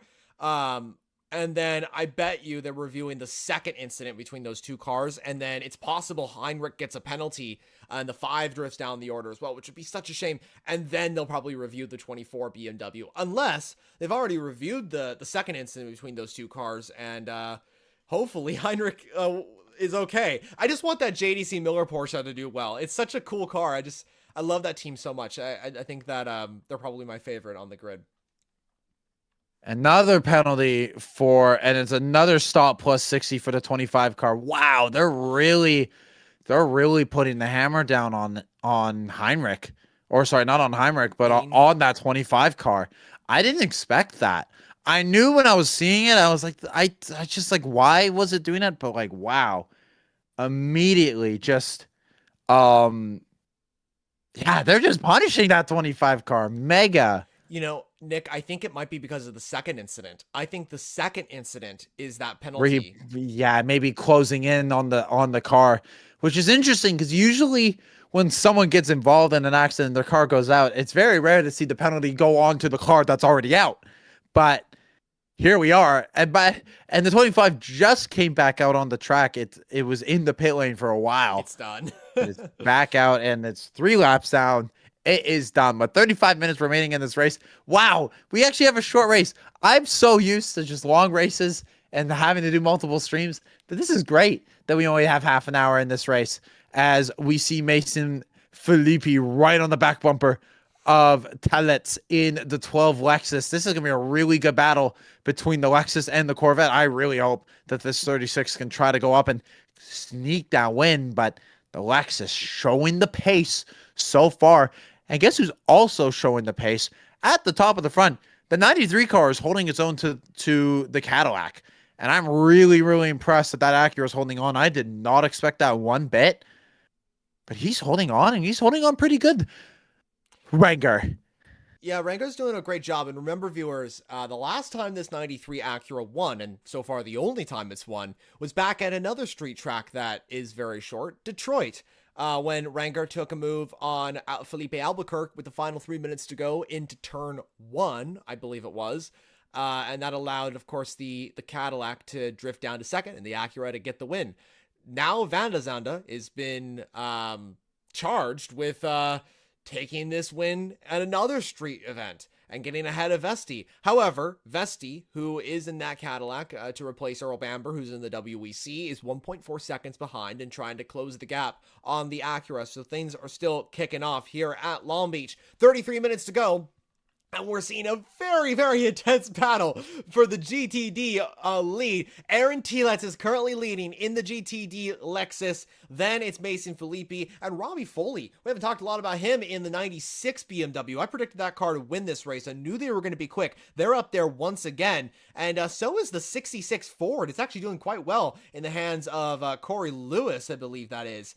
But so far, this is getting very, very intense as the 25 is trying to weave its way through the traffic here. Oh, look at that. Wow. The 25 car, 96. the 24 car, sorry, all the way down to a bumper. But look at that. The 96 BMW slams into the Corvette as he pushes him wide. And now the 66 Ford is trying to go up and take advantage. And the 34 296 down the order goes the 36 Corvette, the Turner car off the inside goes the 296, the 34 car. What an overtake to surprise the Ford Mustang. Oh my goodness, some great racing. Off the inside goes the Temerario. We're seeing some racing from this car. I can't believe it. Down the order goes the 36 from second all the way down to 6. It's drifted completely down the order, and here comes Roxy as well, trying to make a move. That's Harry Keene on board that car, but this is disastrous stuff for DXDT with Robert Wickens, who was on board with that entry, but it seems that contact was made between the BMW and the Corvette, the factory GTP that is, and that allowed the sister BMW, the GTD entry, to move ahead, and that just started a chain of effects, but a little bit of contact between the two, a little bit of bumping actually as well, but yeah, and then we had that incredible move with the 34 Conquest Racing Ferrari. And to be honest, viewers, leave it to Albert Costa Balboa to make incredible moves like that. He always gets it done in the right places at the right times. And he's moved that car now into third overall in the GTD order. So that's great news for them. I think they finished third last year, actually, and they're back in that position. So this would be great for Conquest Racing. And the Tamarario's in the mix too. Wow. Yeah, it's finally we're seeing some action from the brand new Lamborghini. But if you're a fan of that 12 Lexus, you're a happy man. 2.7 seconds between first and second, as second down to second down to seventh, is all together. And the 36, he's going to have to really try to figure that out and try to work his way back through the pack. But he's losing a lot of pace now. And he's not even holding on to the Temerario right in front. So, very tricky there. As now we're on board with the 24 Van der Linde. He is still on the back bumper of these Porsches that are very impressively holding on in third and fourth. Up in front, though, Van der Zande with Vesti. The gap, 7.5 tenths. So, right there. No overtaking opportunities just yet, but these two, like we predicted, it's a 2-horse race up at the front between the 93 Acura and the 31 Cadillac.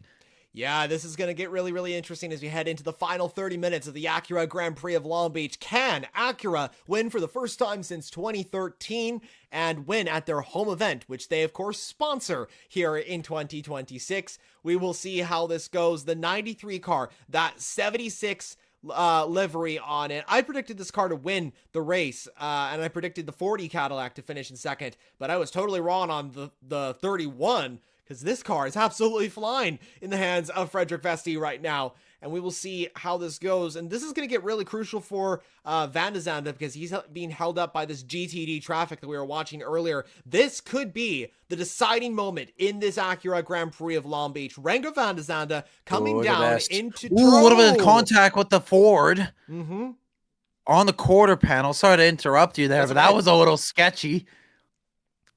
Really sketchy. And the Cadillac, I can't IMSA quickly switch the cameras, Come on, switch the camera. IMSA, I gotta be honest. I love you, IMSA, but the intro and stuff. Oh man, we need to have a talk. We need to have a discussion. But 93's all GT traffic, by the way. This is great news for Van de Zande. But look at the gap, 2.5 seconds. So Van de Zande is comfortably up, and he can hold on for another at least 15 minutes until Vesti is going to be right on the back bumper. But for now, look at the gap, 2.5 seconds up in front. Sorry, I had to get some water. Keeping hydrated. You're all good. Gotta stay hydrated. But the main thing is that Vanthor is right now on the back bumper of Vesti, I believe. As they show, they're half a second. Yeah, look at that. So they're still in the GTD traffic. And look at the gap. It's incredible up in front how much that the 93 cars pulled away. Yeah, and this has allowed the Porsches to get right on the back of this Cadillac and try and get a second place here. Van der Linde has not been given a penalty either for that incident earlier on. I'm surprised about that. Maybe IMSA is still looking into that, because it seems that Ian was given 2 penalties for the incident there. Oh, the Cadillac going through, or wait, was that a Cadillac? Yeah, it was a Cadillac. That was a Cadillac. I'm curious to see how the 5 Porsche will do as well. I know I keep bringing it back to this car, but I really think that entry has some strong pace here. I mean, it's factually correct as well, because it has the fastest lap right now with Lauren Heinrich on board, and we know how good Heinrich is in that Porsche. But right now, the Porsche is doing strong in the front. The factory cars, of course, on the back of Frederick Vesti's 31 Cadillac. But as we've been talking about, Nick, there's no way that those Porsches have what it takes to challenge that Cadillac. It seems that Porsche do not have the pace for this win here. They're just kind of there, but they're doing really good considering that they have the biggest weight penalty we've ever seen in the GTP field. Remember that, viewers. Porsche are heavily affected by the balance of performance here at Long Beach. And they're still 3rd and 4th. Yeah. That's just like how good, not just how good that Porsche is, but again, Porsche Penske for just knowing how to run these cars to absolute perfection. They get the most out of these cars compared to almost any other team. And it's so impressive. But now, look at the 6s. We're talking about these guys. We could be having a battle here for P2, ladies and gentlemen, as we come down into turn 1. Vanthor, right on the inside. He is holding on to that slipstream, but he doesn't have the power to get the overtake. He doesn't have the extra top-end speed, but he is holding on for dear life, that 31 car. But still, the Cadillac staying in front. That gap, barely 1/10 of a second between Vesti and Vanthor as the battle for second is raging on. And as we're coming up to 25 minutes remaining, I can't believe this, but the 93 car is pulling away.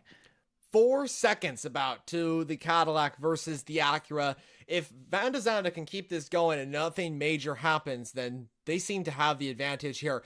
Also, I was riding on board with the 6 Porsche when this was all happening. You could see what was happening. Oh, hold on a second. Hold up a second. Lauren Heinrich, here we go. In the 5 Porsche, don't repeat what happened last time. Here comes the 5 trying to go around the outside of the BMW, and Van der Linde keeps ahead. That 5 needs to be released. It needs to go for an overtake in order to get ahead of those factory cars if it has any chance of getting a successful result like a podium or something like that. Let's see how this goes for Lauren Heinrich. He is on the back of that BMW. I'll come back to what I was saying in just a second because I want to watch this battle. The 5 absolutely flying, but the BMW is quicker down the straight compared to the 5. Huh? I think he's. Oh, is he? What's going on? No, he just lost a lot of time there. I don't know what was happening. That's the BOP. That was a little bizarre. That's the BOP. I guess right that there. is just the BOP coming into effect. It is crazy how much BOP they got. That's what I was saying with the 6. Jonah, you should check in chat.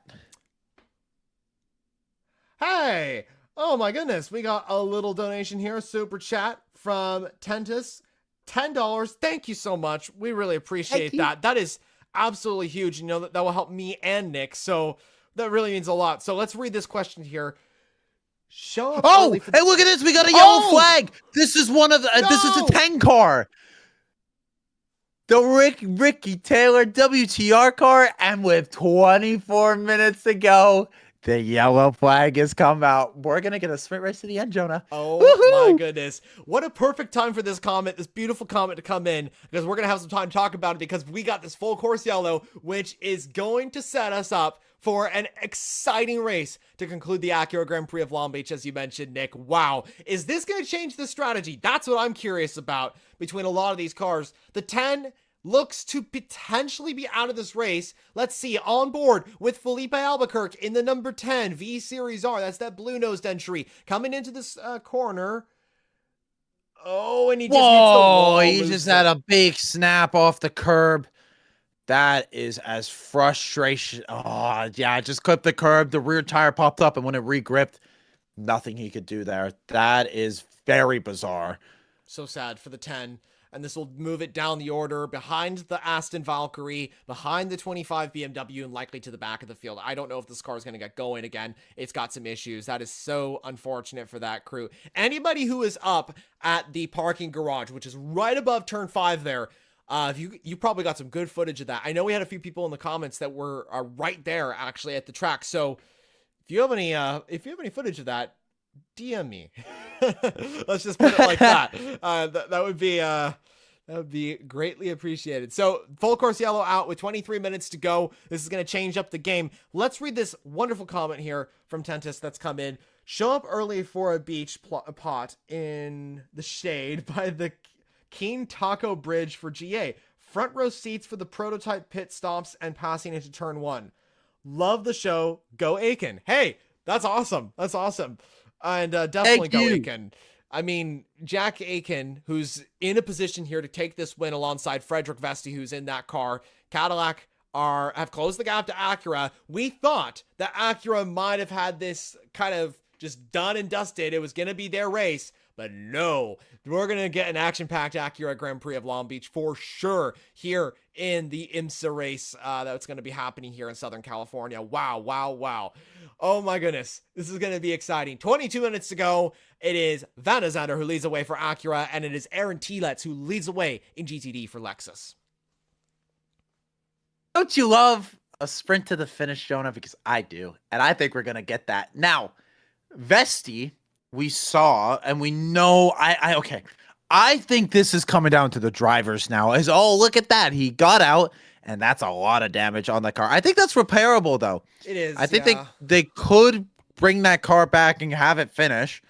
It's not going to finish on the lead lap, but it can finish.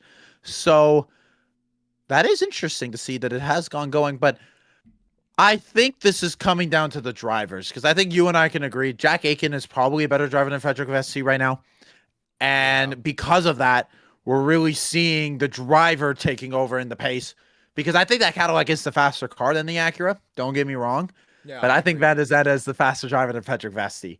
And so with that, the question is will the car come into play here, or will the driver? I think the driver is going to come into play, because we're at a street circuit. We're at Long Beach. It's all driver skill here, baby. So I think Renger, I think he's going to get pushed by that 31 car right to the very end. But if I were to make it an early race prediction, I think that 93 car just might hold on and go for that win, which I did not expect. In my predictions, guys, I thought that car was going to be nowhere, because I've been really disappointed by its pace this year. At both Daytona and Sebring, there's a lot of upside and potential, but it just kind of fell flat. Oh, look at that. The Lexus almost crashing into the back of one of the safety trucks. That's a little scary. It was a little scary. Yeah, that is like you're coming out of a blind corner. There's just a truck on the exit of the corner, right on the exit. It's like, it's like the OP1. Yeah, just right. Okay. So, and again, also, and yes, people are talking. This is going to be a big race for Acura, even if they win this. Huge. There are rumors. Again, I mentioned this at the beginning of the podcast, and I saw a few people mention it in chat. But it is very uncertain about the future of Acura. They don't know if they're going to be doing any more racing after this year. So, a nice Long Beach victory, if that's the only thing that they can get from this year, I think they'll be pretty happy with that.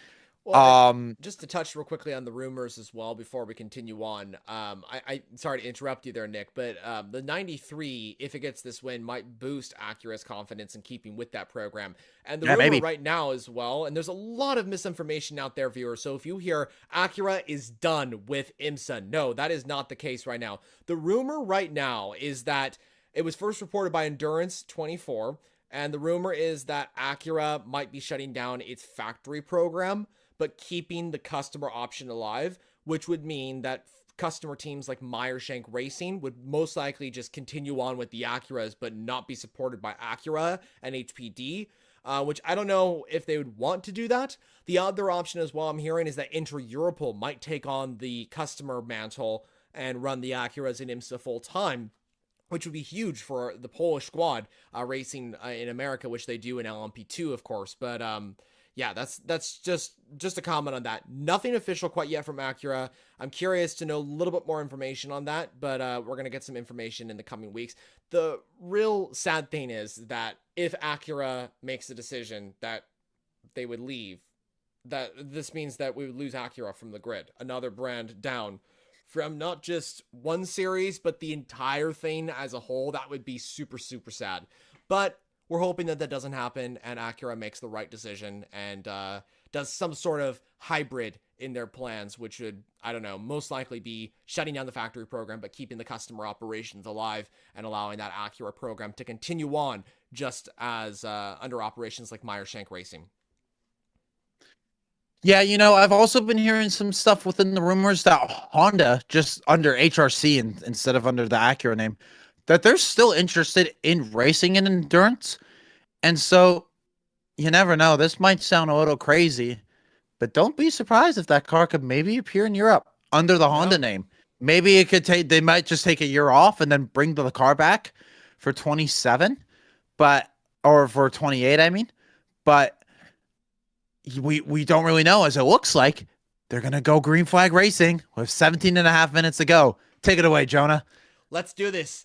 Here we go for the Acura Grand Prix of Long Beach. Renger van der Zande leads us away, and it's a good start by him and Frederick Vesti, the two Porsches right behind, but they've lost a little bit of time to those front runners. Let's see if van der Zande can keep this result and stay in P1, where his teammate Nick Yololi qualified, of course. The Porsches very close together. No major change or incidents in the first part of this lap for the GTP cars. Ricky Taylor's also into the pit lane as well, so he's probably just done with the day, unfortunately. Over in GTD, Aaron Telets continues to hold on in the GTD field for Lexus ahead of Robbie Foley and Albert Costa Balboa. The top three stay exactly as they were.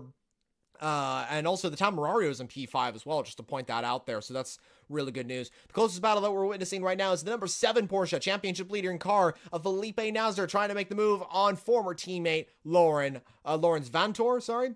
And Nasr might be swapping with Lawrence Vantor. There's two Lawrence and Lauren. Lauren Heinrich, of course, in the 5, who's 2 cars behind, and then Lawrence Vantor. Lorenz. Yeah. Lorenz, not Lauren. Laurenception here at Long Beach. Yes. A lot of L's. But the main thing is that these Porsches, they're holding on strong for this 3rd and 4th. But the main thing is that these guys up in front, they're pulling away. I also, and maybe try to see if you can find this, but I think the 5 car got penalized for the incident with the 25 car as well. I could be wrong, but I've been seeing something. Maybe maybe someone either could confirm in chat. Oh, Jonah, you're frozen. Yeah, it's frozen. Your turn to be frozen. Oh no, I can hear you fine. But oh my god, we lost someone. Why am I'm frozen in the weirdest spot as well? Why is that happening like that? Dude, it's not a good day to be. I guess so. I mean, technical difficulties. Unfortunately, I'm trying to redo it. This is so weird. Why is it just straight up frozen? That is so weird. Yeah, that is very, very bizarre. Well, you can hear me, and I'm working. So, Yeah, you're still completely frozen. That is so weird. I'm gonna Wow. turn it You off might have to for. unplug your webcam and reopen it. That's what I'm gonna do. Yeah, I'm gonna Yeah, like. that might be the only way. That's what it looks like. That is so Um, strange. I wonder why that everyone's happened. saying everyone loves your smile in chat, At Jonah. least I'm Um, trying to be. and people also talking about in chat about the extra stuff. I mentioned that again earlier at the beginning of the stream that yeah, um it could happen. I Estra wants to race and he wants to race for the best. And in Europe, I think Toyota has the best team. So for Estra to go and join them, it might be on loan from Porsche. It might be similar to what happened with Kamui Kobayashi, a Cadillac and IMSA, where he got loaned out to Cadillac from Toyota. So we'll have to see. But it is very interesting with those rumors. We are now under 50 minutes remaining in this race. Van der Zande still in the lead. Vesti under a second, in second, as Louis Van Thor Lawrence Van in P3, 2 seconds down. But it's up in front, and the Lexus, even on the restart, is just pulling away. And guess what? The top 6 in GTD is 6 different manufacturers. It goes Lexus, BMW, Ferrari, Ford, Lamborghini, and Corvette. If the 177 AO car passes the 70 car, we'll have 7 manufacturers in the top 7 in GTD, which is awesome. But what is also awesome is this battle for second. Foley in the 96 Turner car. He's doing a little bit of defense from Lauren Heinrich, as we still lost. Yeah, we still don't have you in case you're trying to work this stuff.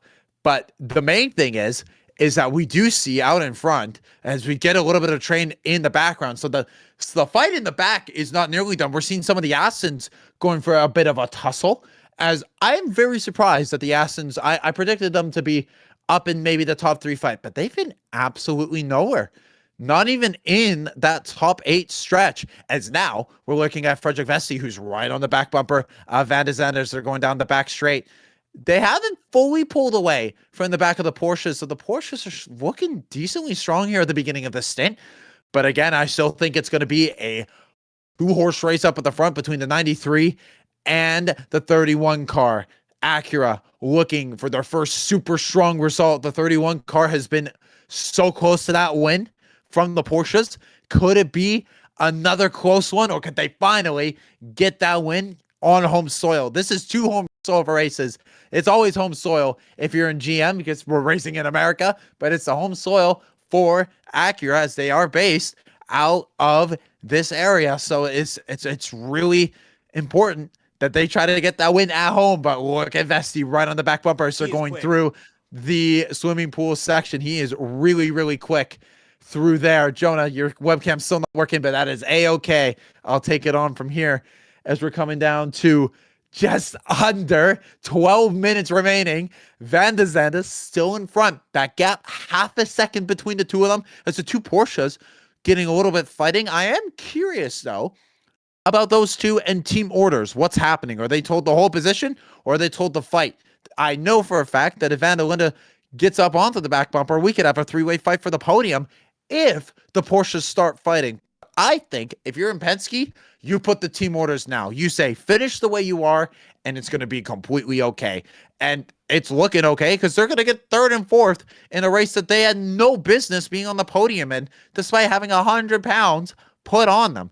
So incredible job. And it just goes to show how good that Porsche is, and Penske is, even when they get bopped. So we'll have to wait and see what happens going into the next race. They might get a little bit of a restriction. We'll have to wait and see, as we're officially 11 minutes into this. Not 11 minutes into this race. We got 11 minutes remaining as Vesti. He's so much faster through the first sector. He gets right on the back bumper through the swimming pool section, or through the fountain section. I mean, as Jonah, you are officially back. Welcome back. We got it. Oh, this is all looking great. As now, with 10.5 minutes remaining, it's still like they haven't pulled away as much as I thought they would. So this could get interesting if the Cadillac and the Acura start really fighting each other. This could turn, the Porsches could try to take us up, Jonah.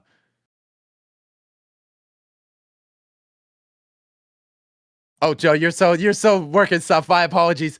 But now, as we're coming into the last two corners, the Cadillac is maybe looking for an overtake up on the inside. But no, there's no overtake there just yet. He's trying to look this way and that way, trying to force an error out of Renger. But if there's one driver on this grid that's almost impossible to fluke out, it's that 93 of Renger van der Zande. 10 minutes officially remain in this race. Gap half a second as they come down towards turn one. Vesti looking this way and that way, trying to find an overtake as we see Van der Linde and Heinrich going wheel to wheel for P5 in the background. We'll have to wait and see if Heinrich was able to get past the BMW. I don't think so.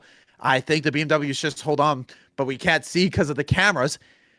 Yes, he is still holding on to that P5, but only just. It's so close to being a Porsche 345, but it's not just yet. It's that BMW holding on for dear life. And now we're looking in GTD as we see the 57 and the 177 of King and is that Philip Ward in the car?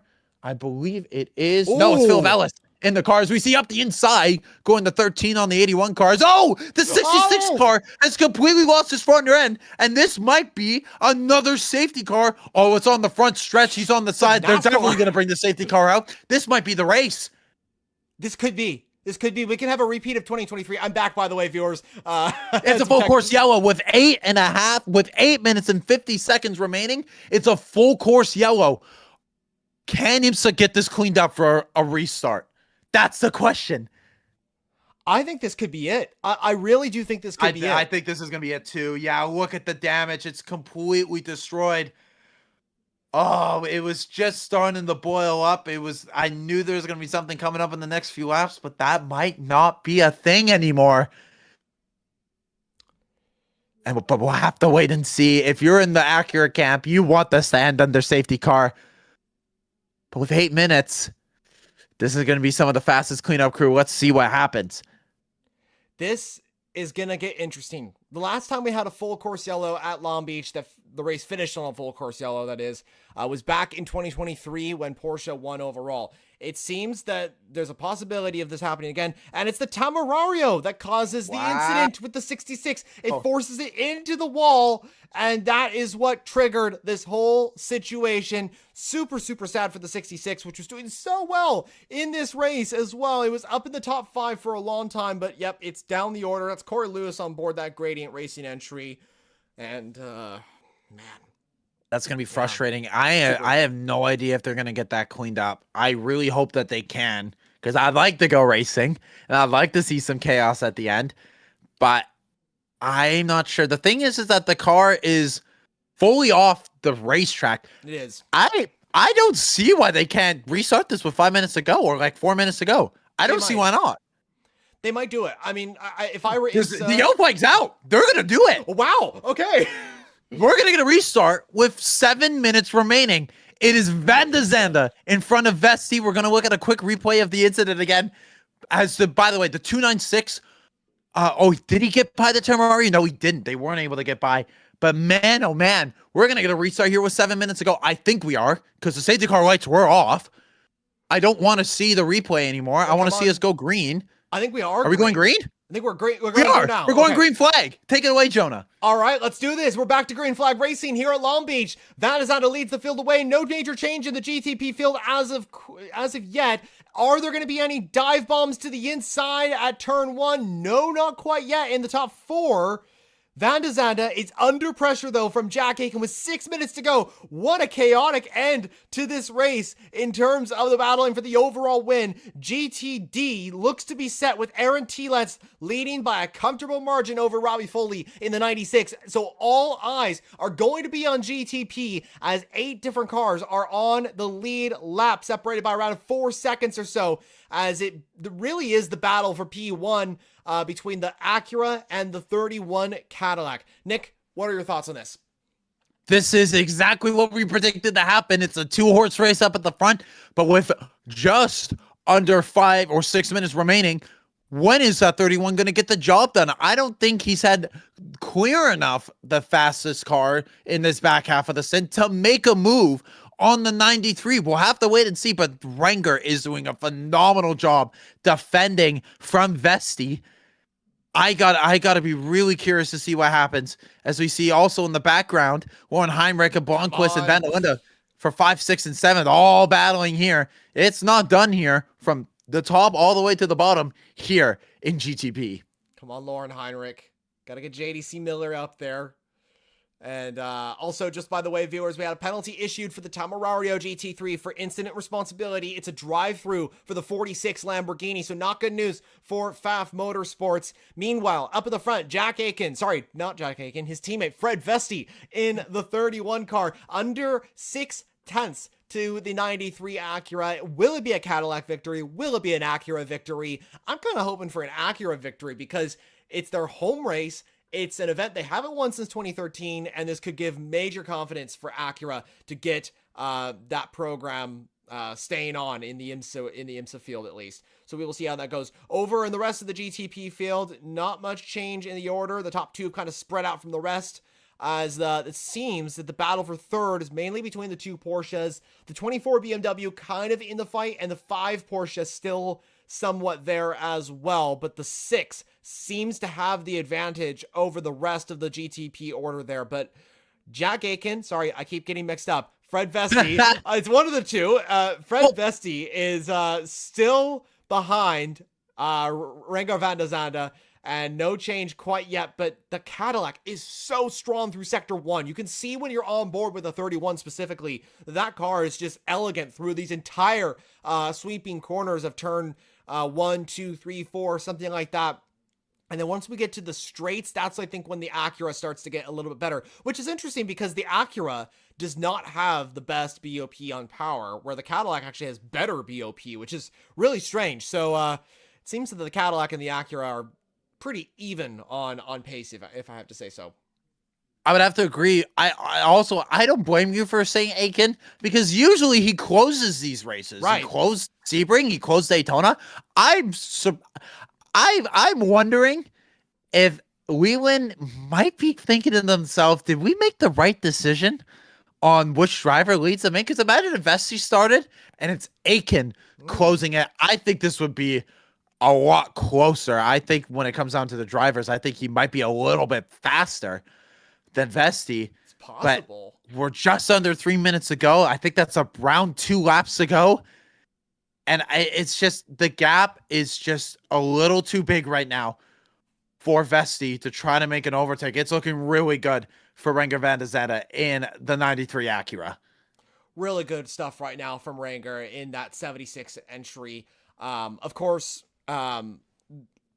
Acura, as long as Porsche are doing a special livery, that's what I'm trying to say, and Acura are doing the same with this 76 sponsoring. Of course, 76 Gas, a huge sponsor of this this Acura program and the Meyershank Racing team. 76, of course, this is technically their home event since they were established here back in 1932 in California. So 76, of course, a big gas company in the U.S., and so they're being represented. And what better way to do it than to have Acura win this race with the 76 branding on the very track, which technically is 76's home Grand Prix, considering that they were, you know, like I said, established here. Porsche is battling for P3 right now, the 7 versus the 6.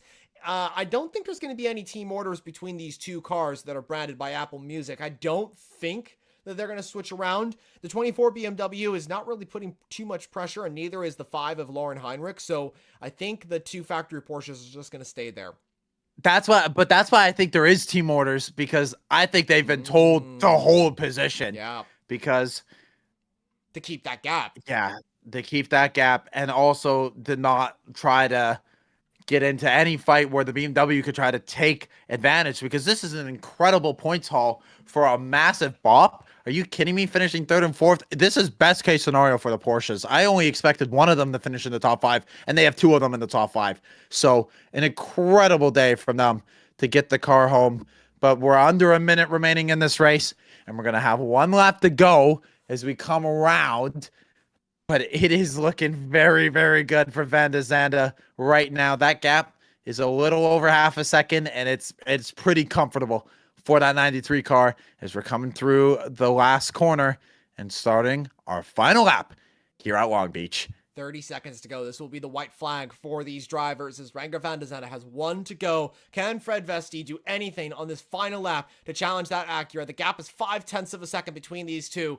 I don't think there's anything that's going to change, though, between the top runners. Renger van der Zande, he won at Detroit, and he's looking to win here at Long Beach as we circle around the wonderful fountain that's become iconic here at the streets of Long Beach. Fred Vesti, Cadillac have been second so many times in the past, and unfortunately, it's going to be the same. But they have proved that they are in the fight. And as you said, Porsche, what a great day from them, considering that they had such bad BOP, if you got to say that. Aaron Telitz as well, trying to take Lexus back to the front, which is great for them. But this is going to be the lap that Renger van der Zande needed. And this is going to be quite the showing here for Acura at their home race. Here we go. Final lap of the race, heading into the final 2 braking zones of this event. Renger van der Zande won the race in Detroit, and he's going to take the car home to finish here at Long Beach as well. Nick Yololi secured pole position in this car, and Renger van der Zande is going to lead it to victory lane. It is Acura at the Acura Grand Prix of Long Beach that wins here in Southern California. It is Honda's Acura back on top in IMSA, and this is definitely the reassurance that Acura needed to stay in the IMSA top category as well. What a performance from the 93 crew. What a performance from Van der Zande, Yololi, Meyershank Racing, HRC, everybody involved in that program. And viewers, I'm happy to say it is not Porsche dominance. It is Acura that is back in victory lane. And we sure have a fight on our hands between Porsche, Cadillac, Acura, BMW, and so many more in this fight in the GTP category. Over in GTD, Nick, take it away. You could take them off the pole position, but it doesn't matter because the Lexuses have dominated here at Long Beach. The 12 car is going to win with pellets in the car. He wins in GTD. Nick Foley in the 96 Turner car is going to come home in second. A Ferrari 3-4, which is a pretty good result in the championship, knowing how they are after Sebring. An incredible job for that 296 to come home in third and fourth. And the 89 car, which I predicted to finish in fifth from the last spot on the grid, comes home in the P5. What a showcase for Lexus. I love seeing that RCF run fast. I'm going to miss that car once it goes away. And I knew it was going to get a win this year. I didn't expect it to be Long Beach, but I'm happy that they got it in. The 12 car, your winner in GTD. Japanese representation in IMSA is huge, and here at Long Beach, they are very, very happy. And so for Lexus and Acura, of course, they're not technically based in Japan. I mean, Lexus is, Acura is more here in America, but they're both established from Honda and Toyota, respectively. And I think that Japanese representation, this is huge, huge for them. 2 wins in the categories. And for Renger van der Zande, he sticks his arm out the air and goes, yes, I did it. We did it as a team, as Meyershank Racing win this race here at Long Beach. They've never done this before. They've never won. The last time that Acura took a victory was back in 2013. So long time ago. But this is a well-earned victory for the Acura team and puts their name back on the board in the fight against Cadillac in the overall honors. And they head into Laguna with strong capabilities of taking a win there as well, which they've never really been able to do in the GTP era. Last time was back in 2021 in the DPI era, if I'm not mistaken. No, you are right on that. It is a Cadillac v Porsche. It's also BMW was really strong there last year when we had the last lap chaos. So, you know, this could be a 4-car battle here in the top as we see a little traffic jam here as we enter into the pits of Long Beach. But Jonah, I think we should call it here pretty soon. It has been an incredible weekend of racing. But guess what, guys? We might be done for today, but we're not done for the weekend. Tomorrow at 4 a.m. PST, my time.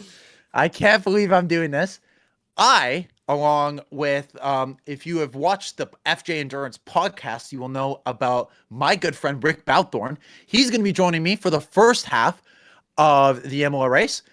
And Jonah is going to join in for the back half. So I'm going to be here for the whole 6 hours. It's going to be me streaming, and we're going to have a lot of fun. I'll try to chat with chat as much as through the whole thing as my webcam it goes away. Here.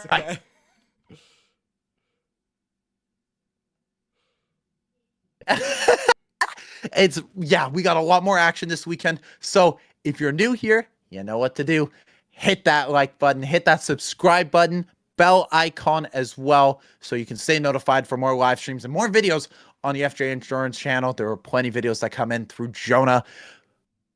But we're done for today. I'm going to get my rest. I'm so tired.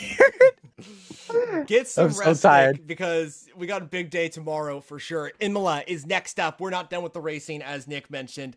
We're going to be doing something that we've never done before. We're going to be streaming an entire WEC race for the season opener. And as Nick mentioned, we're going to be covering it through many different people. And it's going to be great for sure. So that's Long Beach. We'll see you tomorrow for IMSA. Thanks so much for watching Nick and me on our commentary for the Acura Grand Prix. Incredible stuff from everybody here at IMSA, and we can't wait for the next one at Laguna Seca. It's going to be a thriller. Thanks so much for joining us, guys. We'll see you next time. See ya.